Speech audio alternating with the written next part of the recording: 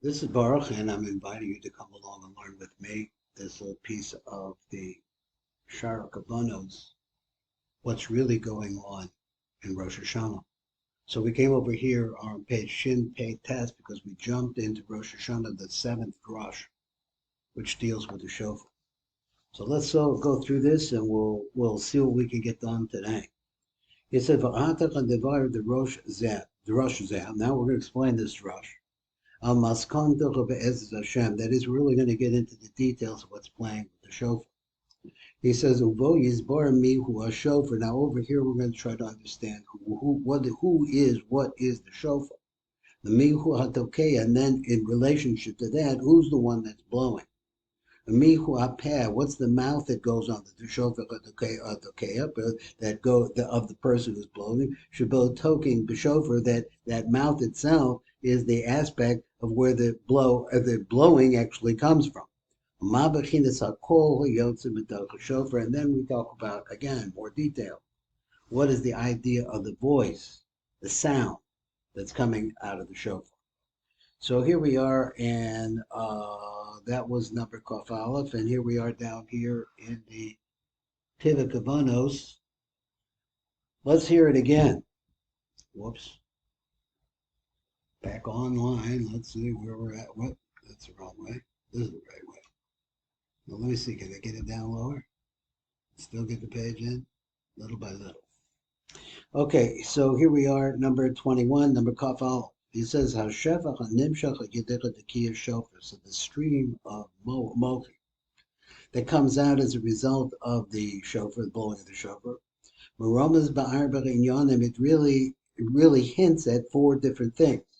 Shofar tovu bechem, that the shofar all really depends on these four things. Hashofar atzma. So what's the shofar? Now previously he said it represented bina. Then he says abalatokea. I don't know what that's all about. He says that's the person who blows. Then the mouth, hapesh alatokea, the person that's blowing his mouth. V'hakol. Then there's a hevel that comes out of it, a yotze mitoch, a shofar that comes out of the shofar. Ukumo sheyizbar b'chem shekadrash. So that we see this as the drush goes on. Call inyan al maskanto. So each one to get to really the root idea of what's talking about. So now we said, but Rosh Hashana, let me make sure, no, we're up at the top again. So it says, Kavar Nizbar La'el Ki B'mei Rosh Hashana, that during the days of Rosh Hashana, Omdim Zum Ach Ba'af. So the Nesira has not taken place. You're coming into Rosh Hashana, and the basic position of Zachar V'not is they're back to back with each other. So in these days that we're going to be dealing with, we need to be able to remove the nukva from the back of their armpit. And this happens as a result of that deep sleep. This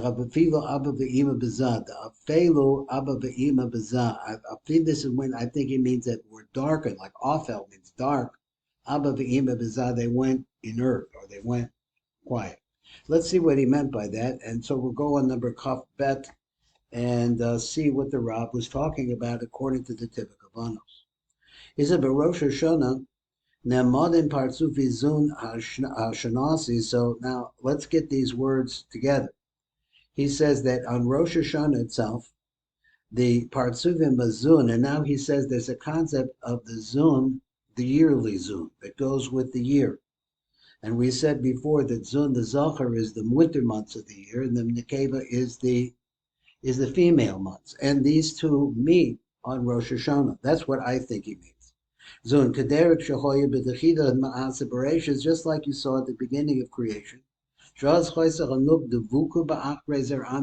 in that position, the Nuk is clinging onto the back of their Anpin, so that she, from that position, can absorb some of the mochin, that is the gevurs particularly, that are coming from Ima into their Anpin. So after this moment, but now this that's the first position. The first position is the mochin, both the gevurs and the chasadim are coming to their Anpin. And he feeds her little by little through that opening in his chest, which we talked about in another place.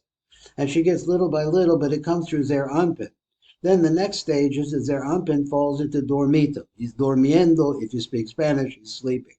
שהפילו עליו אבא ואמא על ידיהם שהוציאם ממנו את המלכים. So why did they go to sleep? Because Abba ve'ima pull out of their anpin, because from them, that's where the mochin come from. Behistalik mochin is their anpin, and we see that when the mochin leaves their anpin, naase etzlo b'chidashina dormita, it becomes a time of sleep, and even deep sleep, because he's no longer awake. The usually tells you something about mochin. That mochin are what brings consciousness. Consciousness, the higher the mochin, the greater the consciousness. And this makes it possible for the nuk to become removed from zer anpin, lo etzlo esed mochin de ima, so that Zah no longer has the mochin that came into him from ima. So he's not able to get anything from her, and they separate. She separates from him. Let's go now down to Kaf Daled, which is right here, in the words of the ARI. Gam nisbar in the dormita chazul. So let me explain to you what happens in this dormita. Ki hi ha'Allah's penimius zun. What it really means is the elevation of the penimius zun b'bechinas mayim nukvin. So we said before that the chesed of das and chokhmah of the mochin, they call chokhmah and chesed the das, leaves their anpin, go on top of his head, and they actually represents the penimius zun. B'bechinas mayim nukvin, and it's mayim nukvin, which means reverse waters that come from the bottom to the top. That movement produces yichudim up above. There are all the pleas, all the things that their anpin is needing. Look what happens on Rosh Hashana and what we're doing. B'toch ima, so they go back into ima, ilah, ba'acha iliyasam, and then after they go up to ilah, b'toch ima kanizkar, ayedecha dormita, because they now, everything fell asleep, which means that the mochin of ima left their anpin. But we arouse them, and we see them, they're now up above in a greater state of tikkun, with mochin that are fit to be able to produce a yichud. Now, let's understand this, and because we're learning the Kriya Shema at the same time, is that for the yichud to take place, there have to be mochin de gadlus. So basically, in other places it says it the mochin of chokhmah, but chokhmah is part of what comes in. So let's see how this works out. Let's see the typical bonos that you need mochin de gadlus in order to be able to come to a point where you can where there is a yichud. That yichud then produces more shev, a new mochin, greater consciousness. So let's see, the more consciousness you have, then obviously the higher levels you can reach. So he says number Kaf Daled over here. We're going to go down to the Tiva Gavanos down at the bottom, and it says like this: B'kedei lahamshach sheva melamala. So in order to bring sheva from up above, you have to arouse that yichud. That's the same thing happens in the Kriya Shema. So he said, because bringing up this mayim nukvin, that this is reversed waters, milamala lamata. Milamata episode, he's ordered us to the tata. Now let's go through the words. That what is mayim nukvin? He says milamata, comes from the bottom. It from the prayers from the bottom. He says, I'm broken. That's why Rabbi Nachman says that the greatest gift that you could get to HaKadosh Baruch Hu is a Rosh and the Ruach Nishbara, one, a broken spirit. Why? Because then that's all that you have left is Hashem Yisbarach, and that is the highest level of mochin, of producing mochin. So it's a mayim nukvim melamata besod israusa to the tata, and it has a name. It's called the lower arousal. Vechinas mayim nukvin elu, and I call them reverse waters or bubbling waters or waters that are coming from the bottom to the top. Hein panimia zun. So he said, this zun, this nine kuv is coming from the panimias of zun. The hainach mochin shalachem, that is their mochin. Shemistalkim ba'olim la'abba ve'ima b'zeh misorder them gama zivug. And so this is happening now in Abba ve'ima and arousing the zivug.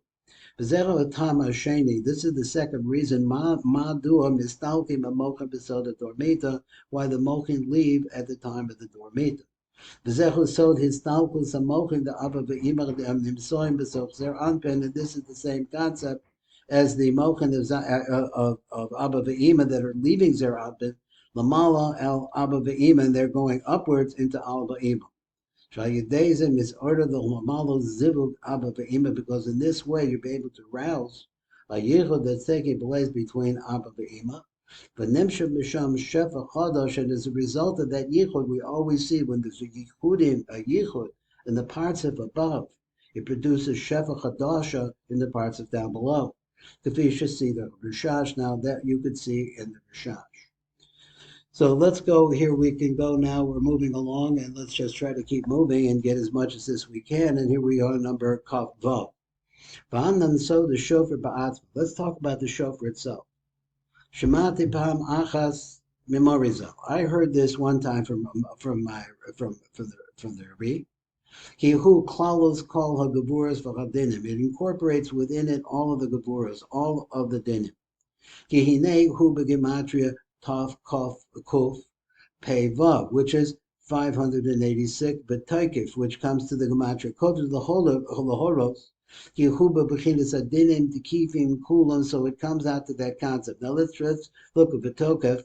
The Tokef is 400, 586.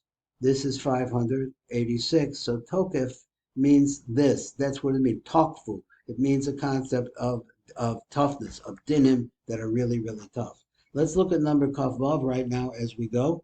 And it says, Ad Hainan is Bayer Indian at the Kiyus. Now, up at this point, we've explained the Indian at the Kiyus, Hevel, and also the blast, the air itself that comes out of the shofar, Bokim Bezocha shofar, that are breaking out from inside of the shofar. Va'ata Yivar Indian the shofar Atzma. But now, let's talk about the shofar itself. So the Tiv says he may know this. So it's not like this. The only place the dinim, this is a general rule in Kabbalah altogether. So understand this, that the dinim are aroused from bina. So if you want this atonement for your sins, then you have to direct yourself to a dimension which is extremely, extremely panimi, which is the Abba Ve'ima, or in particular case it's Ima. The Zecha V'Sod the Kiyah Shofar. So this is the secret of the blowing of the shofar. So what does the shofar mean? It's the aspect of the root of din, as we'll explain. And this is the way in which the dinim that are in zun are sweet. So let me see, we're at Kaf Ches, we have one more. Hagematria shal the shofar. So here's what he was saying. The gematria of the word shofar, atzma, maramas the bechinas din. You could see this if you look at what's really going on in the word shofar. The shofar, once again, is number 686. It's 686 atzma. Maramas the bechinas din. Ki shofar ola kaminyan taf kuf pei vav, 687. It says, wait a minute, let me get back here. I counted it wrong. Shofar is 586. So this is 586, Uka minyan taikif. So it's like the same minyan as the concept of taikif. Now, I said before in the early morning shir, that is becoming aroused to me, whatever's coming to my thought, that the nukva really represents the word tokif. Tokif, or represents the concept of these counts that we go through. So we have this number 586, Shemaramas al Inyan the dinim at the kifim, which is really to teach us about this. This is a malchus din. So let's go on number Koftes. He said, "Who's sod shlosh elokim?" Now this is the secret of the three elokims. Echod elokim b'milu yudin. Now three different kinds of ways of spelling out the word elokim. The first one is called the milui of yudin. It has a gematria of 300. Ha'ola b'gematria shin, the shofar. That's the shin of the shofar. V'hasheni hu elokim b'rivua. So the next one is elokim when you work it backwards. V'hu gematria reish. That comes to the gematria of reish. That's the reish of the shofar. V'hashlisha elokim pashut, which is just the name itself. Shu b'gematria pu, which is the pu of the shofar, which is now you have all the letters, the pei vav, and you have the where's the other one? The reish, and you have the shin. Now, let's go over to the Tivuk Kavanos. I'm racing through because, look, time is short. We got to get some ideas in here. So let's look at number Kaf Test. That's where we're at right now. So he says, Bechinas Adin Meremes Gamba Arba Osios Shofar. So you could see this in the word shofar itself. Shofar is to teach you about the strictness of the din on the first day of Rosh Hashana. Ki hine yeshnam shlosha bechinos shel shem Elokim. Elokim is Lashon din. This is the way it always appears in Kabbalah. So it should sarach the hamtikum. So you have to sweeten those din. And v'kulam nermazim b'shofar d'galochalon, and all of them are referenced by the shofar, as we are going to learn later on. He said, "B'chinach Rishonihi Shem Elokim b'milu Yudin," and he shows you how it's spelled. Aleph Lamed Vei, Lamed Mem Dalet, Hey Yud, Yud Vav Dalet Mem Mem. Add those numbers up, and you find that the gematria of 300. V'lezeh Miram is Oshin the Shofar. So that's the first letter of the word shofar. It's right there. So he says, now let's do another one. Habachinach Hashniya, the second aspect. He Shem Elokim Pashut b'Rivua Kazeh. So it's a simple Elokim in the Rivua form. How does this work? Aleph Lamed K, Aleph Lamed K, Hey, Aleph Lamed K, Yud, Aleph Lamed K, Yud, Mem Sofi. Shola Kaminyan Resh, this comes to the number of 200. Vilzeh Meremes, another letter, which is the hard letter Resh, the Shofar. Now let's go to the next one. Habachinach Hashlishis. He Shem Elokim Pashut. Just like Elokim is his gematria of 86, which I pronounce in Pu. But the Zechah Muram is Osias Pu, the Shofar. So now this is a reference to these two letters, which made the gematria of 86 in the word Shofar. Unfortunately, that's the time that we have today. This is Baruch Fleischman, Tikkun Elevator Kollel, trying to move on as we get closer and closer to Rosh Hashana.